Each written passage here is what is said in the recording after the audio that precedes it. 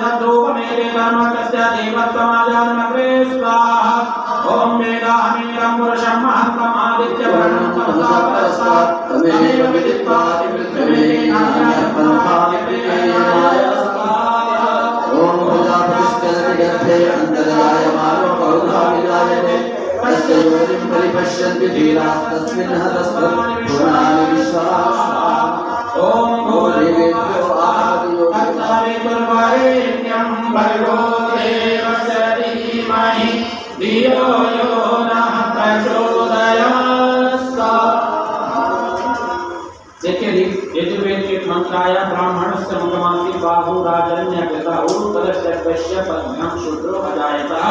अर्थात संसार में 4 प्रकार के वर्ण का व्यवस्था वेद ने ही की है। वो 4 प्रकार की वर्ण व्यवस्था क्या है? ब्राह्मण, क्षत्रिय, वैश्य और शूद्र। तो शरीर के साथ आकलन कर रहा है इस मंत्र में। ब्राह्मणस्य मुखमासीत अर्थात मुख से लेकर ऊपर तक के हिस्सा इसको ब्राह्मण माना गया है। और बाहु राजन्य कृता दोनों भुजाओं को राजा के रूप में अर्थात क्षत्रिय के रूप में माना है। और पेट को, उदर को वैश्य माना है और पैर को शूद्र माना है।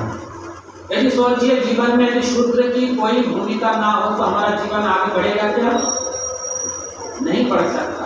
किंतु आज हमने शूद्र का अर्थात हमने जाति पाति पंथा में लेकर के गए हैं। SC ST एक्ट में दुनिया भर की भगंडर मचा करके छोड़ दिए। अर्थात शूद्र को व्यक्ति उसे माना है जो ना वो व्यक्ति क्षत्रिय का काम कर सकता है, ना ब्राह्मण का काम कर सकता है, ना वैश्य का काम कर सकता है। जो तीनों कामों से वंचित रहता है उसको शूद्र माना है। अगर उसकी बुद्धि थोड़ा है, अल्प है, इसलिए उसको ज्यादा बृहद नहीं सोच सकता है, इसलिए उसको इतना ही शूद्र माना है। बस वो केवल अपना जीवन यापन इन तीनों की सेवा करके भी अपना जीवन यापन कर सके, इसलिए उसको शूद्र माना है।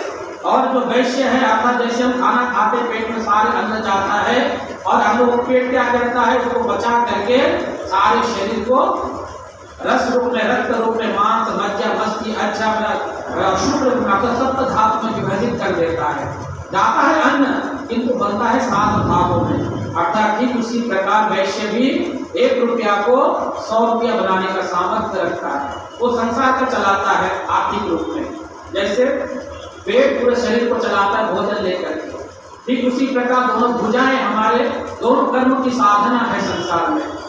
जैसे क्षत्रिय अपने सेवा निवृत्त जो भी अपने काम कर रहे हैं, राष्ट्र की रक्षा कर रहे हैं, वैसे ही हमारे जीवन की रक्षा दोनों भुजा के द्वारा हम काम करते हैं। वर्तमान और भविष्य दोनों कर्मों को लेकर आगे बढ़ते हैं।